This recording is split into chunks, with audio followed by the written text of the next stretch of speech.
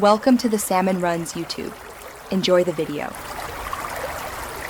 In this video, I will explain how to make the nacho from Kim possible. To start, you'll need a few key ingredients for this delicious creation. Grab 1 pound of ground beef and 1 package of taco seasoning to flavor your meat. You'll also need 6 large flour tortillas, a can of creamy nacho cheese sauce, and plenty of crunchy tortilla chips.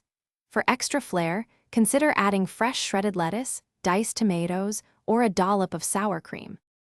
Next, let's prepare the delicious fillings for your nacho. First, brown 1 pound of ground beef in a skillet over medium-high heat, breaking it apart as it cooks. Once fully browned, drain any excess grease. Then, add your taco seasoning and about 1/2 cup of water, simmering for approximately 5 minutes until the liquid is absorbed. Simultaneously, warm your nacho cheese sauce in a saucepan over medium heat until it's smooth and ready to pour. Now for the fun part, shaping your nacho shell.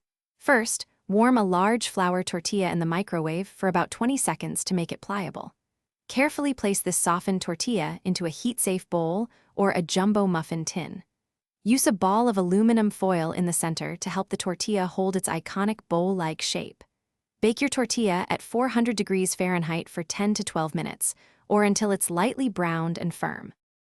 Finally, it's time to fill and enjoy your homemade nacho. Once your tortilla shell is baked and firm, carefully remove it from the oven and take out the aluminum foil. Start by layering the bottom with a handful of broken tortilla chips for that essential crunch.